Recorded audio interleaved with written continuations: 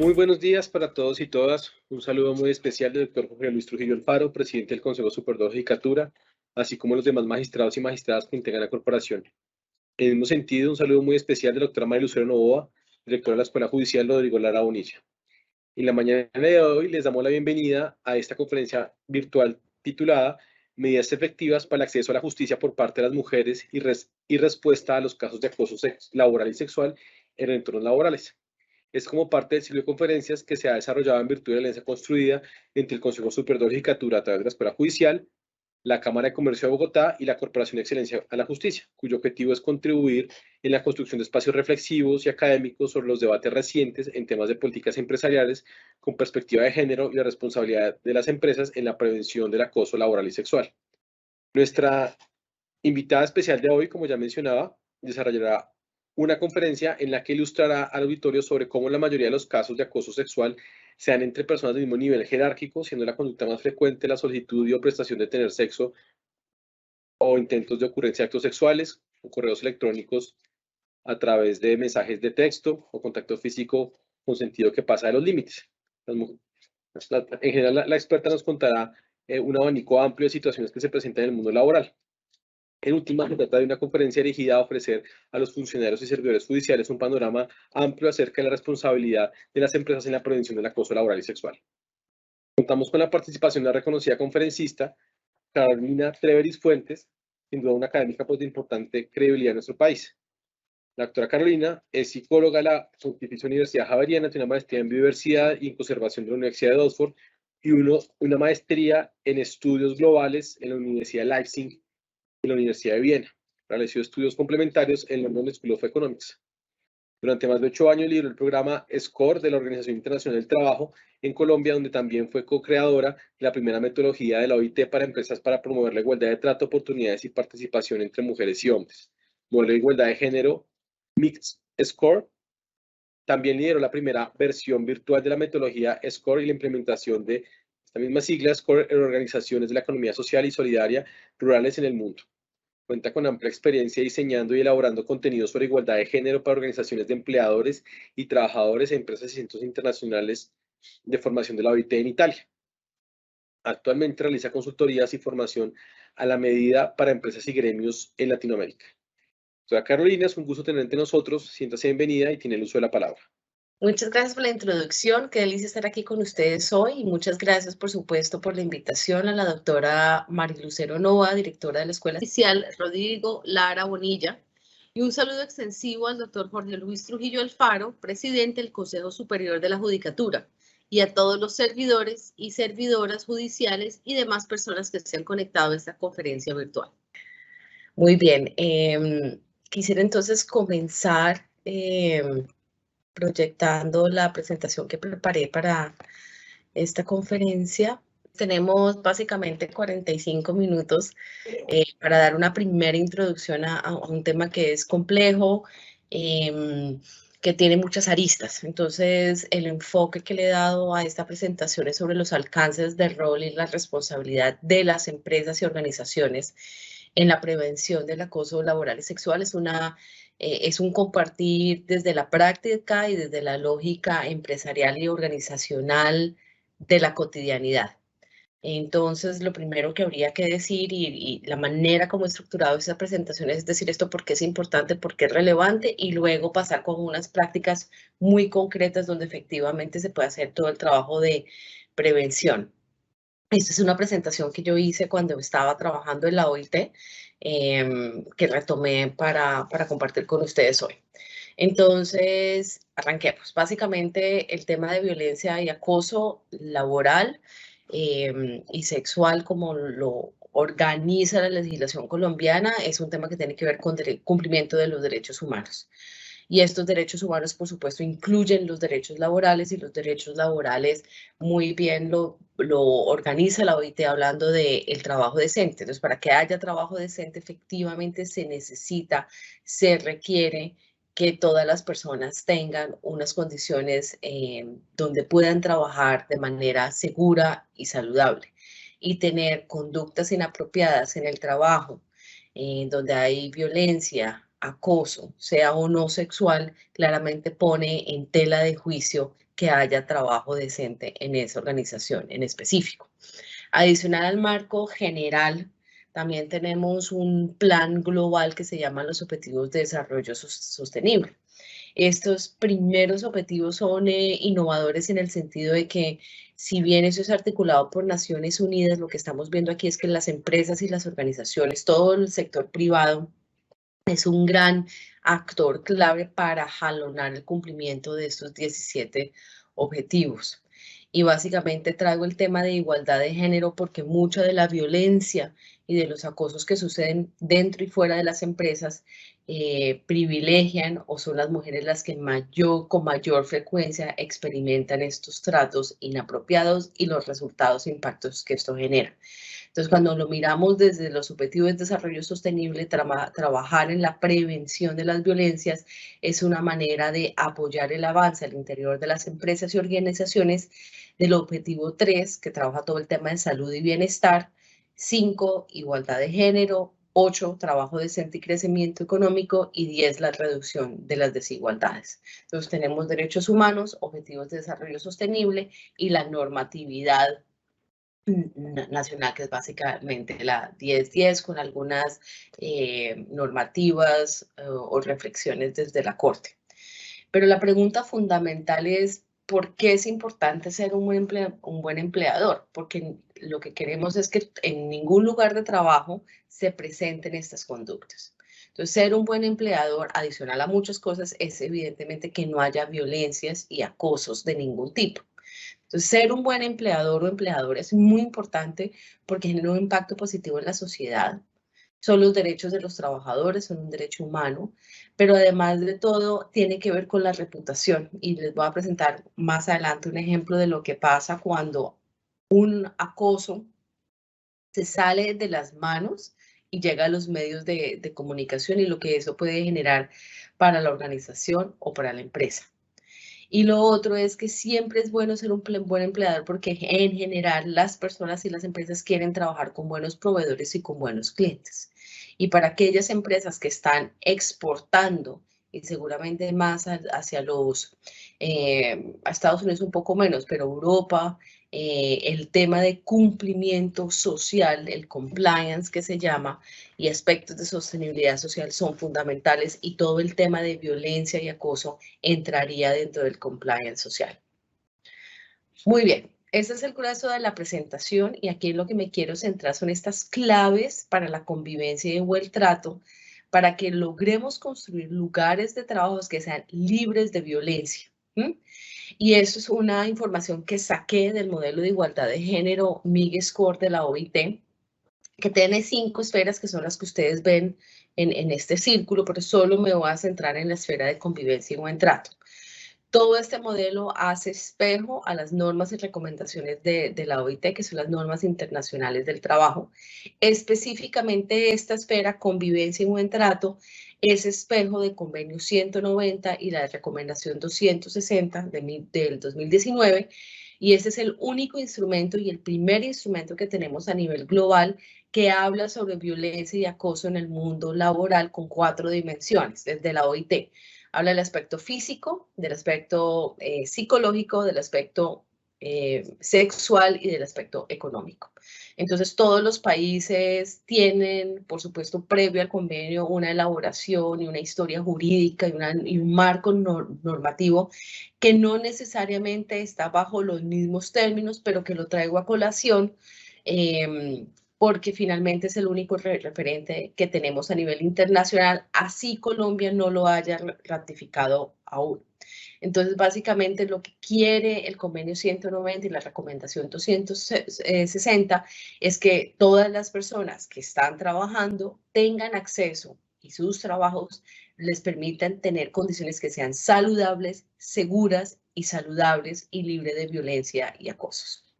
Les traigo 8 claves. Entonces, estamos hablando, contextualicémonos en una empresa, en una organización que quiere hacer algo con respecto a la prevención de la violencia y el acoso. Entonces, lo más importante es la cultura organizacional.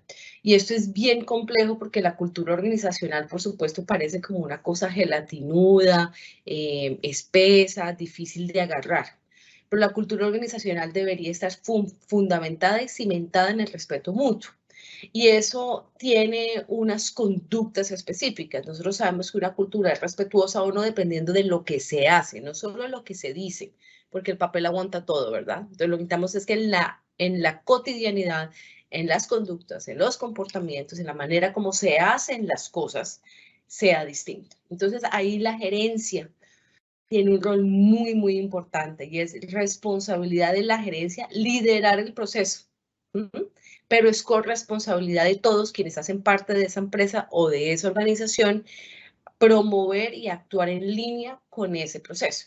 Entonces, la gerencia básicamente tiene la responsabilidad de mantener la justicia, es decir, que haya políticas, procedimientos escritos, divulgados, conocidos, pero no basta con que sea escrito y divulgado, necesita que eso sea coherente en la acción, es decir, que yo diga cuál es mi política, cómo la hago, cómo la monitoreo, cómo la mido y además le doy seguimiento a eso y le dejo presupuesto. Es muy difícil trabajar cualquier tema en una organización si no hay presupuesto para hacerlo, porque como van a ver, hay unas acciones que necesitan de presupuesto, de consultorías, de horas de formación, de mediciones. Entonces el presupuesto es fundamental. La otra rol que tiene la gerencia es poner el respeto al centro. Es decir, hay que ser coherente con lo que se quiere lograr. Y eso implica que vamos a tener que cambiar. Y el cambio generalmente no nos gusta a los seres humanos porque nos gusta estar como en el status quo. Entonces hay que tener una gerencia que esté dispuesta a hacer los ajustes que se deban hacer para lograr que esa cultura organizacional arranque. Hay otra, como tercer nivel que tiene que ver más con el entendimiento de cómo es el cliente, ¿verdad? Siempre escuchamos el cliente tiene la razón. Y sí, el cliente tiene la razón en muchas cosas, pero el cliente no tiene la razón en gritar a los empleados, el cliente no tiene la razón para irse por encima del bienestar y del respeto de quien está proveyendo el servicio. Entonces, la gerencia modera esa frase o esa verdad que nos hemos dicho del cliente siempre tiene la razón. Y lo cuarto que hace la gerencia es pone el foco sobre los procesos y no sobre las personas. Es decir, esto es una gerencia que no pregunta de quién fue la culpa, sino cómo lo podemos mejorar, en qué parte del proceso se nos cayó, en qué parte del proceso podemos ser más eficientes, cómo lo podemos prevenir y actúa bajo una lógica de mejora continua. Entonces, aquí la clave es ser duro con los procesos, suave con las personas.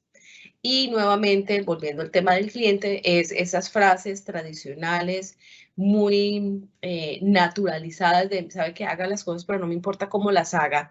Esa frase necesita flexibilizarse frente a cómo es el respeto mutuo en relación a la productividad, a la eficiencia y a la sostenibilidad. Eso quiere decir que básicamente las personas se ponen al centro de la organización, al centro de la empresa y su bienestar. Entonces aquí entran a jugar otras áreas de la organización que generalmente no pensamos cuando pensamos en violencia y acosos. ¿Cuál es la relación con el sistema de gestión de seguridad y salud del trabajo? ¿Cuál es la relación con bienestar, con formación, con participación? ¿Cómo estamos haciendo la consulta con los trabajadoras y o el sindicato si hay? Y por supuesto hay una postura muy clara de colaboración entre la gerencia y el personal para lograr una cooperación en el trabajo que sea efectiva y eficiente.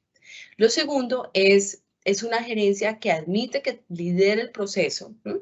Pero permite y fomenta que los otros pueden ser cargos subalternos, operativos o supervisores, participen de manera equitativa desde lo masculino y lo femenino, es decir, que hombres y mujeres y cualquier persona que haga parte de la organización pueda estar activo. Y entonces necesitamos que estén los supervisores, necesitamos que estén los trabajadores, necesitamos, si hay sindicato, que estén activos porque hace parte de cómo se gestiona el cambio cultural.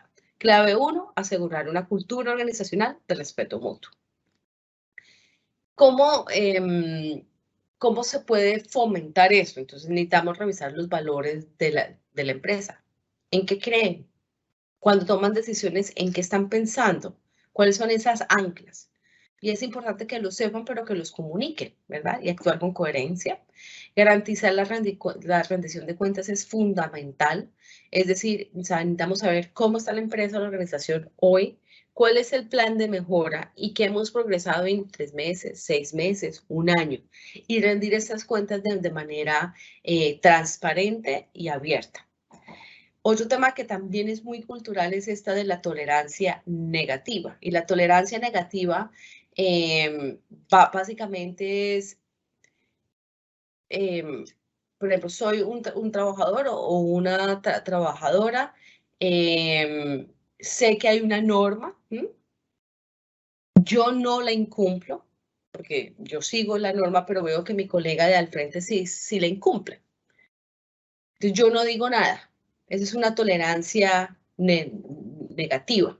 Entonces eso permite que hayan dos o tres o cuatro tipos de conductas no apropiadas dentro de la organización. Entonces la idea es que hay un poco de control social positivo dentro de las empresas y las organizaciones.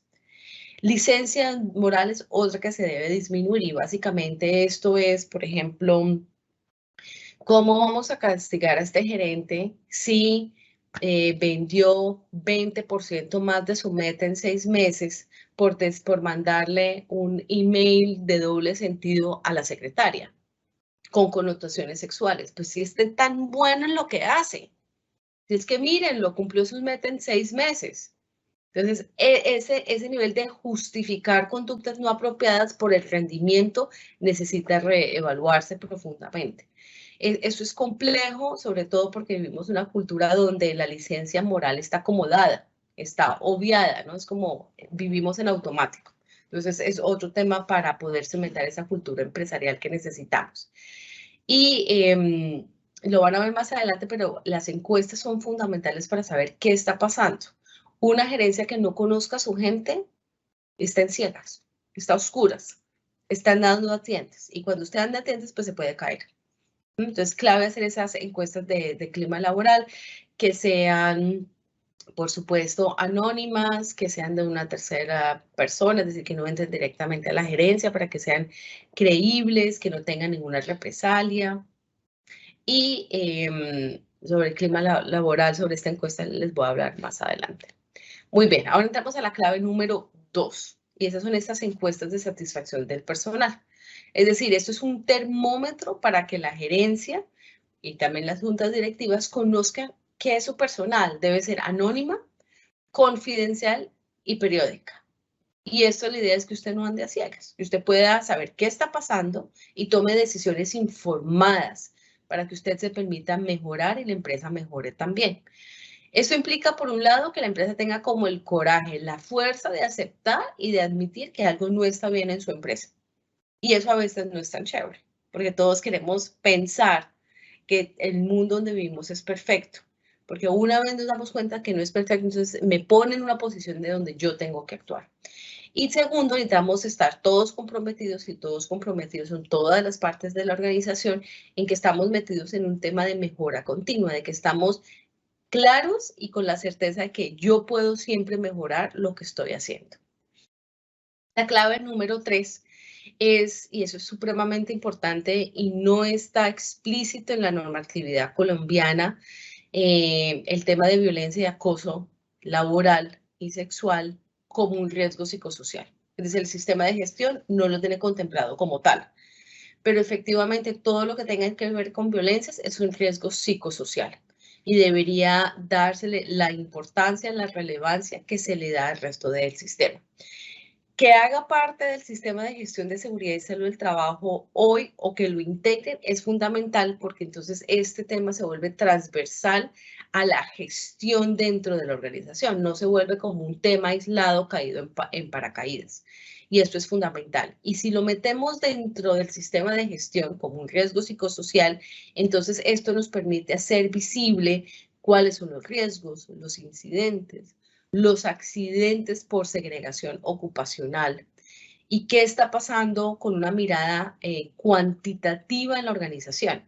Muchas de las violencias y los acosos a veces son difíciles de agarrar porque no tenemos números, no tenemos data. Entonces, meterlo aquí tiene mucho sentido desde el lado de la visibilidad y de la gestión. Siempre desagregar la información por sexo. Eso es un tip súper fácil y poderoso porque vas a poder ver qué está pasando en la empresa o organización. Involucrar siempre, ya sea al sindicato o al comité, al COPAST, que es el Comité Paritario de Seguridad y Salud del Trabajo, o al Comité de Convivencia. Esto, toda la idea del sistema de gestión en seguridad y salud del trabajo está basado sobre la importancia de armar, de consolidar una cultura de la prevención. Y la prevención aplica en todos los tipos de riesgo, incluido el psicosocial. La idea sería, o la meta de una empresa o organización sería tener 0 denuncias que efectivamente correspondieran a 0 incidentes. Porque recuerden que hay un desfase entre lo que la gente reporta y lo que pasa. Entonces, no necesariamente tener 0 en una organización indica que haya 0 conductas no apropiadas. Pero la idea sería que no tuviéramos ninguna conducta inapropiada para no tener ningún reporte. Y eso quiere decir que nos ubicamos en la prevención, que es mucho más eficiente, más efectiva, prevenir que después intentar hacer las sanciones, las investigaciones, remediar y hacer las sanciones. O sea, eso es bien, bien complejo, toma mucho tiempo. Es mejor prevenir que curar en este caso. Muy bien, clave número 4. Entonces, esto es fundamental y es siempre en todos los casos, en el 100% de los casos, es importante que los y las trabajadoras estén presentes en estas discusiones. Si hay sindicato, estar parte y que cuenten qué es lo que está pasando. Generalmente los representantes de los trabajadores, del personal, conocen un poco más adentro, es decir, pueden dar un poco esa carne más allá de las encuestas, ¿verdad? Como de la cotidianidad. Pueden saber si hay una discriminación específica o acciones frecuentes de violencia contra grupos vulnerables específicos.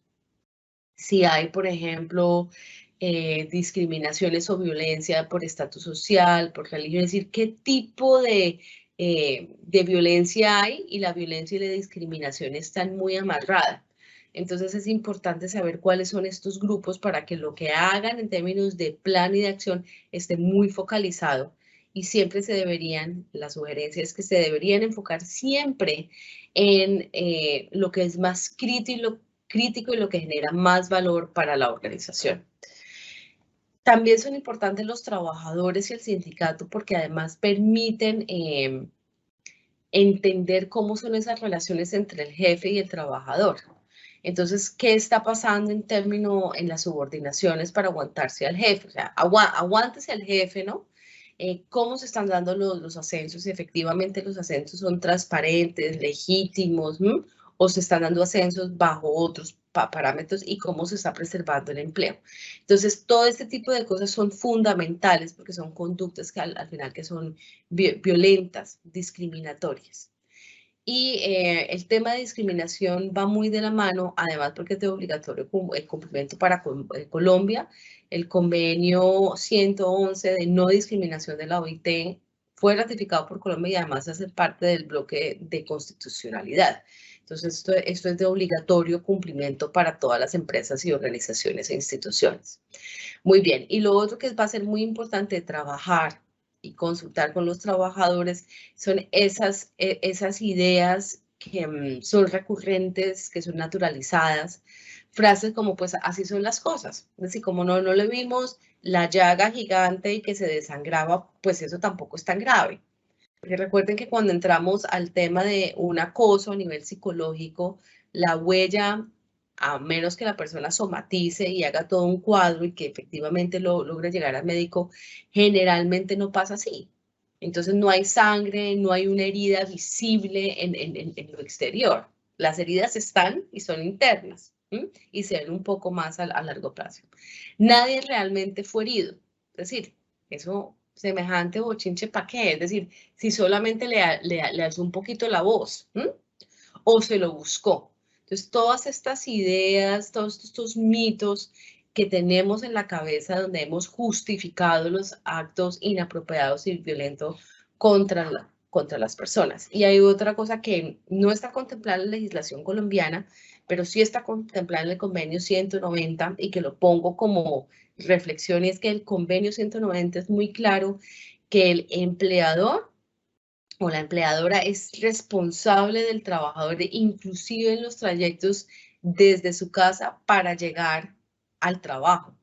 Por supuesto, esto presenta unos retos gigantescos en países latinoamericanos o inclusive africanos o inclusive asiáticos, donde la infraestructura social no es óptima y el Estado no tiene la suficiente fuerza para garantizar el bienestar de las personas en el uso de esta infraestructura. Entonces, incluye el convenio 190 en los trayectos, pero también cualquier ocasión donde se haga el trabajo, es decir, viajes de trabajo, reuniones de trabajo. Incluye no solamente a los trabajadores, sino a los practicantes. Pues en nuestro caso colombiano incluiríamos a las personas que hacen sus prácticas del SENA o de las universidades. Incluye personas que están buscando trabajo, los que ya no están trabajando, los que fueron despedidos. Incluye pasantes.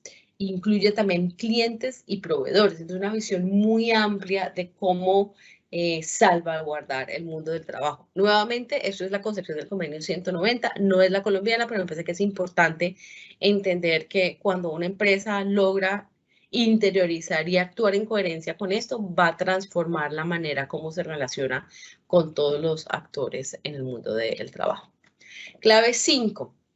Entonces, va a ser muy importante que todas las organizaciones y empresas tengan una política de prevención, atención y sanción. Como les decía, ojalá todo nuestro trabajo y todo lo que pasa en las empresas esté en prevención y no tengamos que hacer acciones en atención y sanción. No estamos ahí todavía, pero debería ser donde deberíamos llegar. Es decir, que estemos en la parte preventiva. Y esto de la prevención, ustedes lo ven claramente también con las políticas de salud, que es mucho más fácil prevenir muchas más enfermedades que después atender e intentar sanar a las personas. Entonces, una política es importante escribirla, sí, pero lo más importante es que sea clara y sucinta, que promueva lugares de trabajo seguros y respetuosos, que identifique claramente cuáles son esas conductas que no son apropiadas y toleradas en la empresa. Ojo, la recomendación siempre es que tengan una política de cero tolerancia frente a cualquier actitud o comportamiento violento o no adecuado. Pero el ojo va en que si ustedes van a hacer eso, entonces, si quieren mantener la credibilidad, cuando suceda en la más mínima conducta que no sea respetuosa, entonces deben actuar. Porque si no, entonces la gente no les va a creer. Y algo muy grave en estos temas es que si la gente no cree, se pierde credibilidad y básicamente hay que volver a recuperar confianza para que estos sistemas funcionen.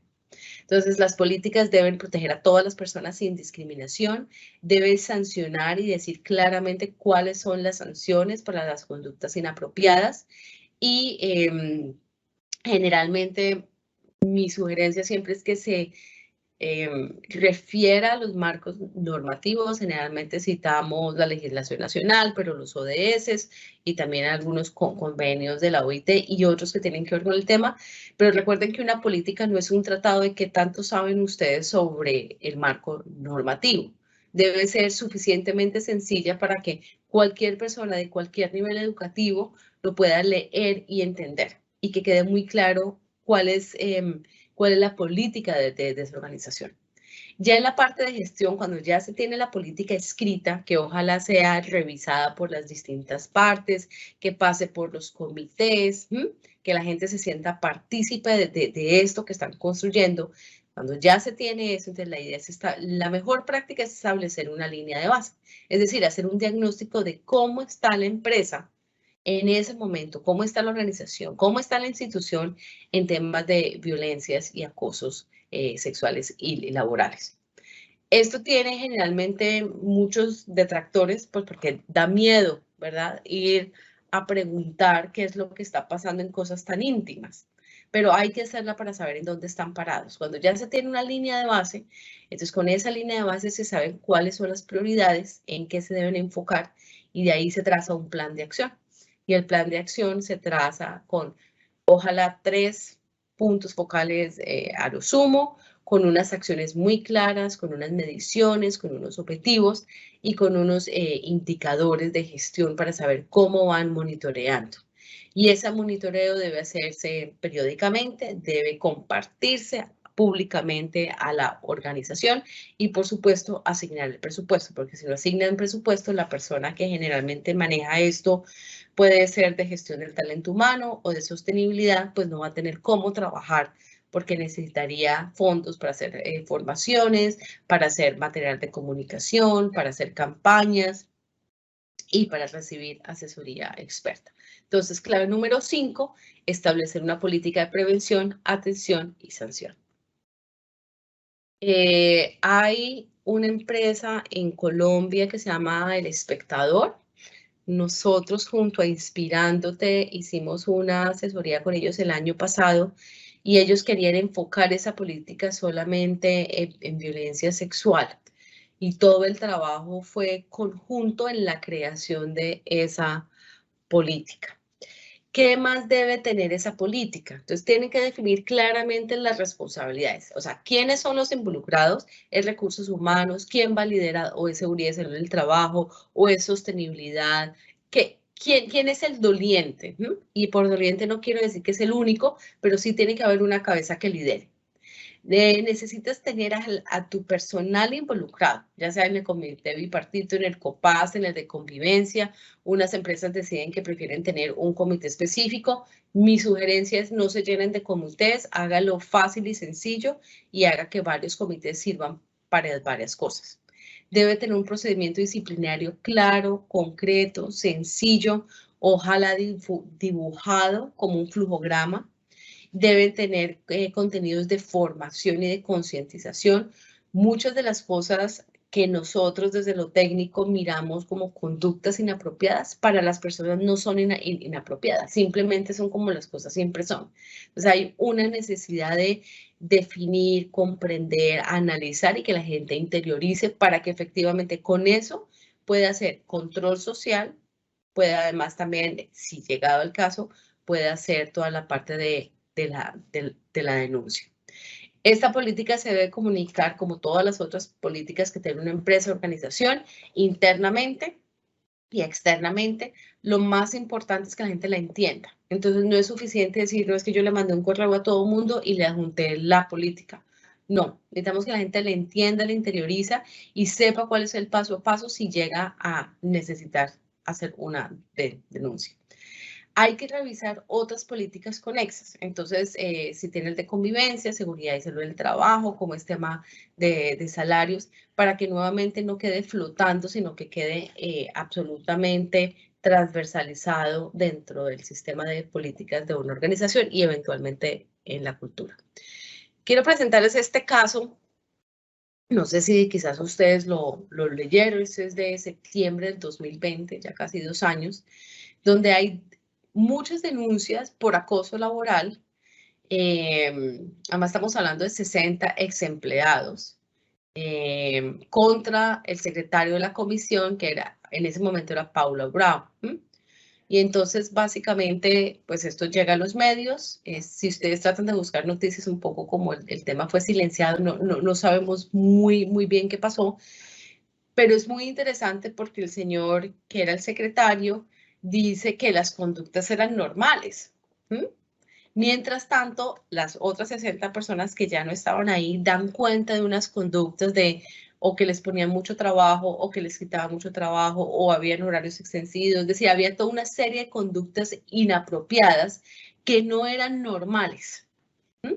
Y finalmente, eso le cuesta la renovación al secretario. Es decir, Luis Almagro decide no renovar el cargo.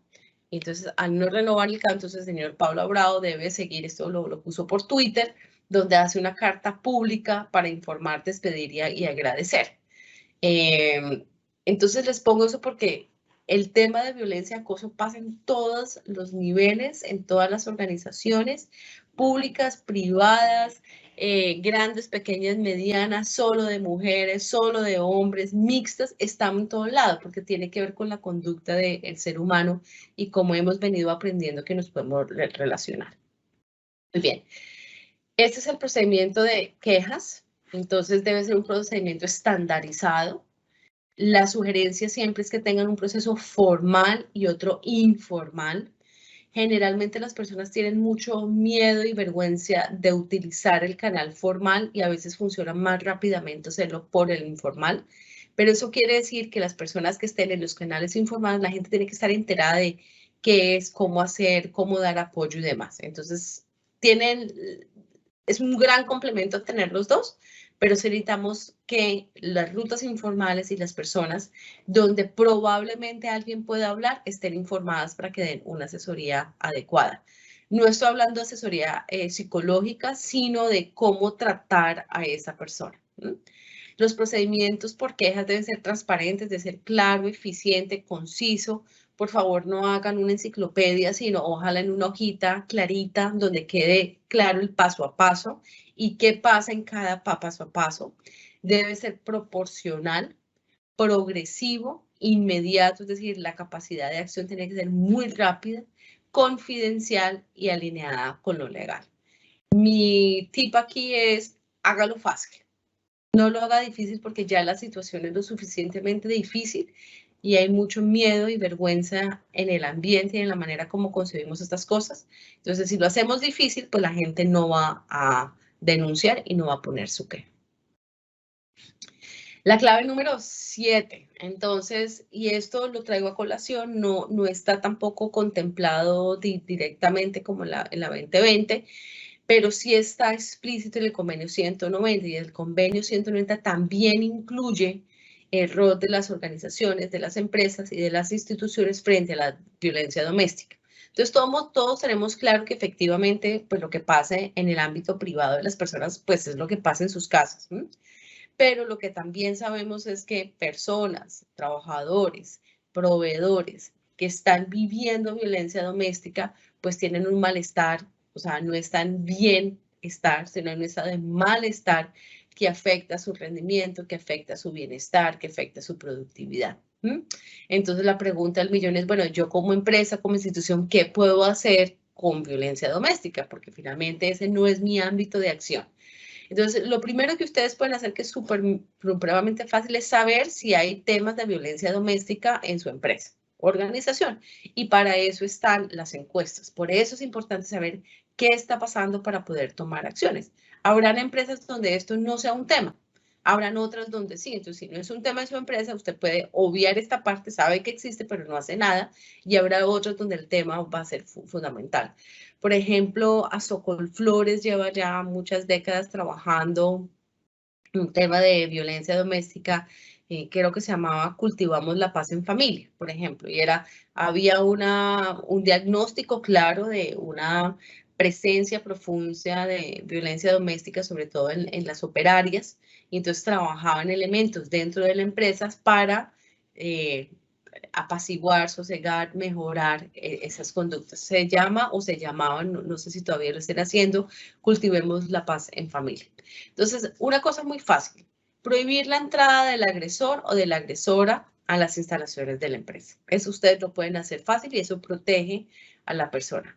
Segundo, se paga el salario solo a la persona con la cual ustedes tienen un contrato firmado, no al tío, la abuela o demás. Esto cuando se pagaba en efectivo era mucho más fácil porque la persona venía y se le pagaba.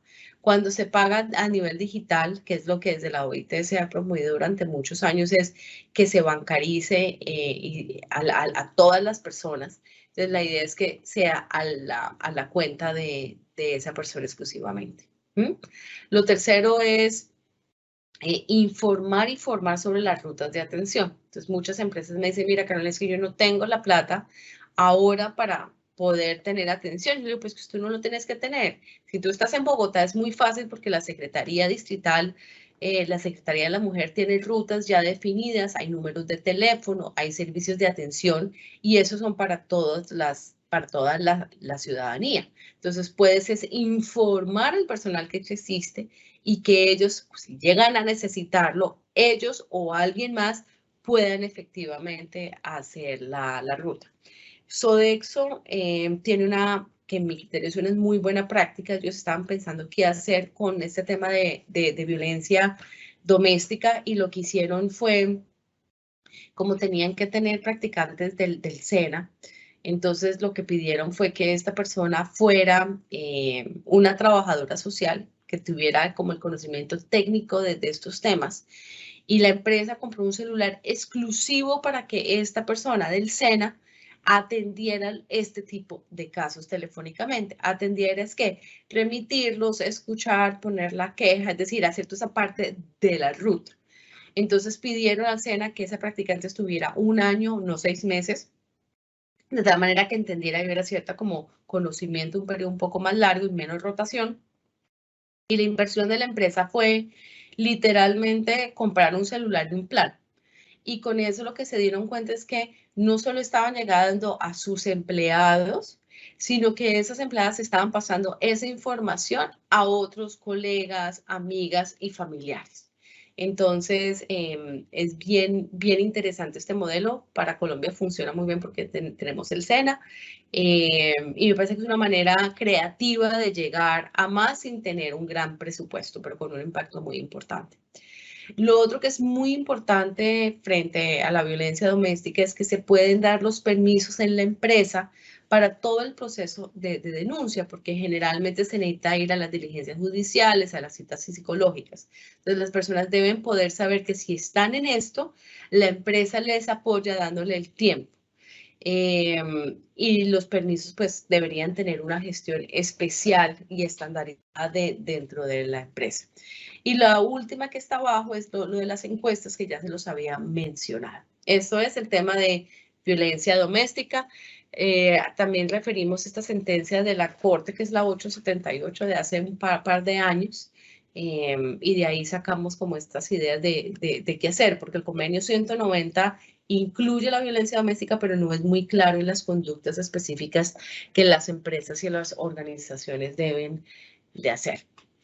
Les dejé esta diapositiva, aquí no vamos a tener tiempo para ver este video, pero si en algo hizo visible la pandemia fue el impacto o la prevalencia tan grande de la violencia doméstica en todos los países del mundo. Entonces podemos decir casi que la violencia doméstica no tiene que ver con nivel de desarrollo, sino tiene que ver con la manera como estamos acostumbrados a relacionarnos los unos a los otros. Entonces ahí les queda el link si quieren ver ese video de una de las agencias de Naciones Unidas que se llama ONU Mujeres.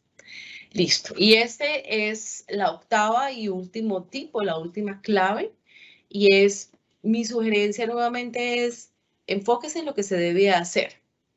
El personal no necesita volverse en experto en violencias y acosos laborales y sexuales. Lo que necesitamos es que la gente entienda de qué le estamos hablando. Lo que necesitamos es que la gente entienda cuáles son apropiadas y no apropiadas y qué se debe hacer, porque la conducta es la que hace el cambio. Entonces, dentro de los temas de las formaciones es muy importante trabajar todo el tema de los estereotipos de género y de los estereotipos relacionados a la violencia. ¿Por qué se utiliza la violencia? Es que se lo merece, se lo buscó. Todas esas ideas que nos salen como automáticamente hay que hacerlas explícitas para visibilizarlas y cambiarlas. De ahí, eso nos va a permitir también entender cuáles son las conductas apropiadas y no apropiadas y cuáles son esos comportamientos también sexistas, racistas o discriminatorios que llevan a violencias. Por eso la invitación es que repasemos también el convenio sobre discriminación, porque es muy claro que básicamente nosotros los seres humanos hemos aprendido a discriminar, a diferenciar. Y esa diferenciación pues, nos lleva a valorar unas cosas más que a otros y a tener unas actitudes amorosas o no tan amorosas en la manera como nos relacionamos.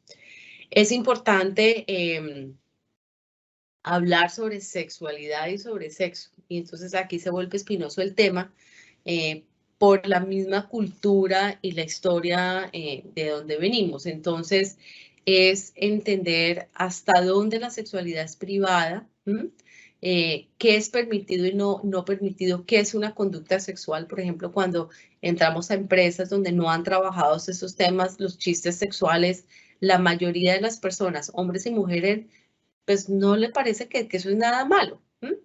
Desde esta perspectiva, la idea es, mire, blinde eso, no se metan en problemas y que a todo el mundo le quede claro que no debería estar haciendo chistes o insinuaciones o comentarios sexuales. Mandar pornografía, por ejemplo. Hay otras cosas que ya están más naturalizadas, y es que insinuaciones sexuales, pedir sexo a cambio de algo, todas estas en algunos casos ya es mucho más claro, pero las otras que son un poco más sutiles o cotidianas, a veces la gente no sabe si eso es acoso o no es acoso. Entonces es importante generar esa conciencia. Otros temas donde pueden trabajar mucho es fortalecer esos factores personales que son protectores, que ya es un trabajo más de coaching, más de trabajar con las personas para identificar cómo gestiono los conflictos, cómo puedo poner un pare o sí, como poner un pare o poner un límite a las relaciones, a lo que te están diciendo de una manera asertiva, ¿m? Y que no sea violenta. En ocasiones es violenta, ¿sí? Pero pueden haber otras maneras de hacerlo asertivamente. Por supuesto, tener el tema de la política o los mecanismos que tengan, si ya los tienen escritos, que todo el mundo los comprenda y los empiece a hacer. Entender el fenómeno de violencia doméstica, cuáles son esos servicios de salud y la red de apoyo, que eso debería ser por cada uno de los municipios o de las ciudades donde está la empresa, porque varía de situación a situación. Hay que pensar también, dependiendo del tamaño de la empresa, si hay, por ejemplo, subsidios para sesiones de psicología, es decir, cuáles son dentro del presupuesto de la empresa, qué se puede hacer para apoyar a estos casos. Muy bien, estas eran las 8 claves básicas pues para poder empezar a gestionar. Y yo los dejo con esta cita de Mafalda, que a mí personalmente me encanta, ¿verdad? Y tenemos todo un marco normativo internacional y nacional, pero el gran reto al llamado es a cómo respetarlos. Y ese respeto tiene que ver como con la coherencia, ¿verdad? Entre lo que está escrito, entre lo que se hace y cómo se actúa, y sobre todo cómo se actúa en la cotidianidad. Así que con esto cierro y quizás abro para preguntas. Voy a quitar ya la presentación.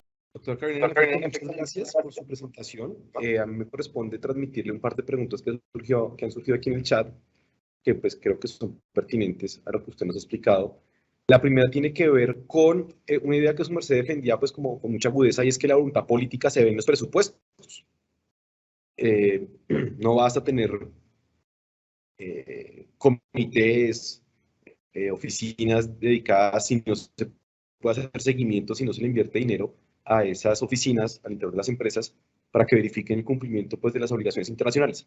En esa medida, la pregunta es, ¿hay obligaciones legales, nacionales o internacionales, que exijan dedicar rubros del presupuesto para atender la violencia de género?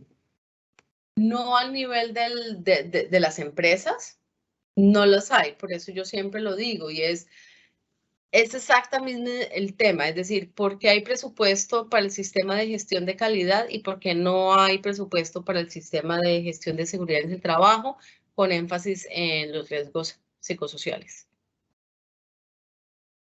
Es un tema de ver qué es importante y de qué genera valor al final del día. Pero no, desde lo que yo conozco no hay obligatoriedad para las empresas. Gracias, doctora. La siguiente pregunta es, su merced ha apuntado a una cosa muy relevante, y es que buena parte de las formas de acoso laboral o acoso sexual pues son sutiles, se normalizan. En principio pues son invisibles. ¿Cuál cree usted que serían como las formas más sutiles, más normalizadas de acoso, que valga la pena alertar, que a primera vista no se ven como acoso, pero que en el fondo son pues un acto de violencia o de violación a los derechos humanos de trabajadores y trabajadoras? Pues es que eso es un mar de grises, pero quizás para resumir es cuando lo miramos por violencia, claro, porque el concepto en Colombia es de acoso laboral, no está discriminado por tipo de acoso, o sea, no está por físico, sexual, psicológico y económico. El acoso laboral es como una amalgama de conductas. Conductas muy frecuentes, si es el empleador se aburre de un trabajador o de una trabajadora, y pues no la quiere despedir porque no le quiere pagar la indemnización. Entonces una manera fácil es aburrir a la persona. Entonces se aburre a la persona por dos vías generalmente. Una, o porque lo sobrecargas tanto de trabajo que literalmente la persona no logra hacer su trabajo porque la carga laboral es tan alta. Y entonces eso lleva a frustración por un lado, a la sensación de no soy capaz de cumplir porque está diseñado para no cumplir y a horas muy largas de trabajo. O también usted puede aburrir a alguien quitándole tareas. Entonces le vas quitando cosas, entonces la persona empieza a sentir, pero yo para qué estoy aquí, no estoy siendo subutilizada, ¿no? Pero en ambos casos, si ustedes se dan cuenta, la idea es disminuir a la persona, ya sea por sobrecarga o por infravaloración. Eso es una conducta normal, pues normal no frecuente, es la palabra correcta. Escuchamos también con frecuencia favores de índole sexual para mejorar condiciones laborales, ya sea de salarios, ya sea de seguridad en el contrato, extensiones en el contrato, eso también se da mucho. Y una cosa que quisiera aclarar es que si bien la prevalencia de la violencia y el acoso laboral y sexual lo reciben más las mujeres, eso no quiere decir que los hombres no estén teniendo esas experiencias dentro de las empresas. Es decir, a los hombres tampoco les gustan que los brullinen, a los hombres tampoco les gusta que le den un beso en la que andeneado. Es decir, esas conductas no son apropiadas para ninguna persona con nadie. La otra claridad es que generalmente tenemos la idea de que siempre es un jefe que ejerce el acoso laboral sexual sobre un subordinado, pero podemos ver que hay conductas como de pandillas, donde unos subalternos hacen estas sesiones en contra de un jefe o de una jefatura en especial. Entonces, la violencia no tiene un orden o una direccionalidad específica. Por eso también a veces es complejo como tener sí, como lo concreto, ¿verdad? Y por eso también a las personas les da mucho miedo denunciar porque se vuelve como su opinión. Entonces hay que buscar un poco esas conductas, porque al final esas conductas son fundamentales para establecer si sí hubo o no hubo acoso de cualquier índola en la empresa. Lo sexual pues se va por lo penal en Colombia. Entonces esas son algunas conductas, están miradas insinuantes, chistes morbosos, comentarios sexuales, preguntarle a las personas sobre su sexualidad, sobre la frecuencia con la cual tienen relaciones sexuales, sobre su orientación sexual, es decir, todo ese tipo de preguntas es mejor evitarlas en el contexto laboral. Yo creo que el convenio 190, la manera como está articulado, ayuda mucho a entender el tema de las conductas. Hay otra consideración que para mí no está tan clara en la legislación colombiana, pero que sí es clara en el convenio 190, y es que el convenio 190 hace énfasis sobre el impacto que generan estas conductas en las personas, no en las conductas propiamente dichas.